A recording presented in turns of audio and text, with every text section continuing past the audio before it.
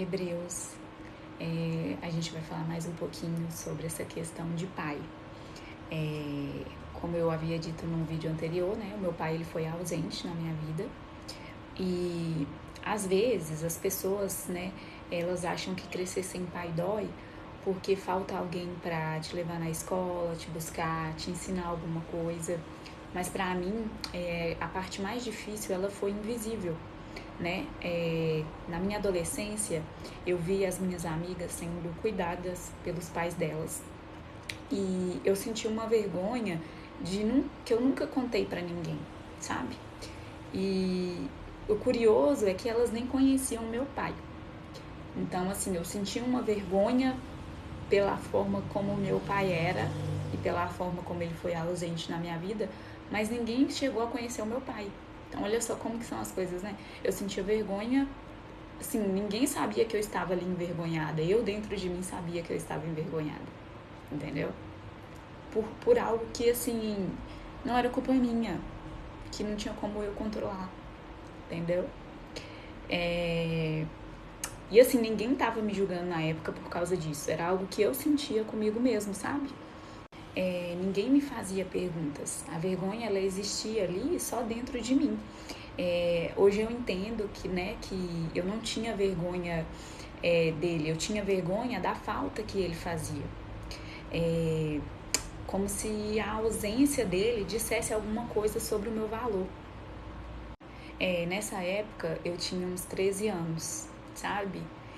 Na época eu morava em Maravilhas e eu tinha uma amiga, a Lohane. Inclusive eu nunca contei isso pra Lohane, a gente era muito amiga na época. Mas assim, na época eu tinha muita vergonha disso, né? E eu nunca cheguei a desabafar isso com ela. Então, assim, na época, hoje eu vejo que é como se eu tivesse recebido uma mensagem de que ali foi uma reflexão, eu acho. Eu via a forma como Haroldo, que é o pai de Lohane, tratava ela, e ali eu refletia que é como se eu não tivesse sido importante, sabe? O suficiente para ser escolhida, para ser protegida, para ser amada. E eu demorei muitos anos para perceber que a ausência de alguém nunca vai definir quem eu sou, né? Ela define as escolhas daquela própria pessoa, né? Porque toda escolha tem uma consequência. Então eu acredito muito nisso, eu acredito muito em lei do retorno, sim, sabe?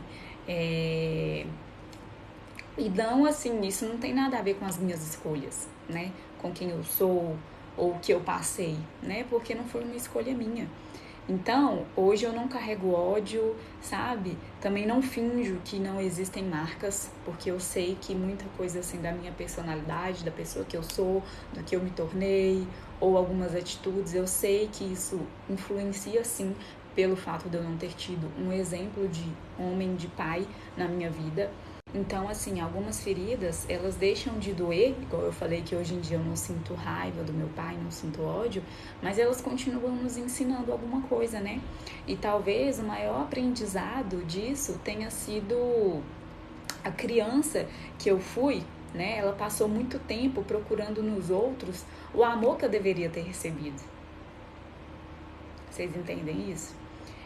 A mulher que eu me tornei, ela tá aprendendo a construir um amor dentro de si.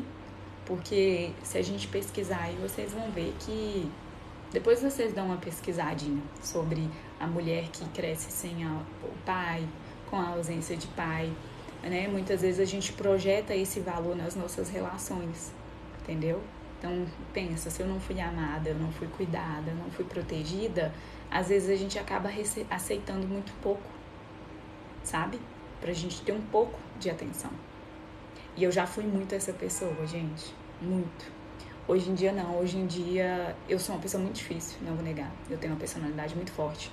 Não é qualquer coisa que, sabe, às vezes. Só que às vezes eu acho que eu aturo muita coisa. Às vezes eu aturo muita coisa que eu não deveria aturar. E eu sei que tá interligado a muita coisa do tipo, entende?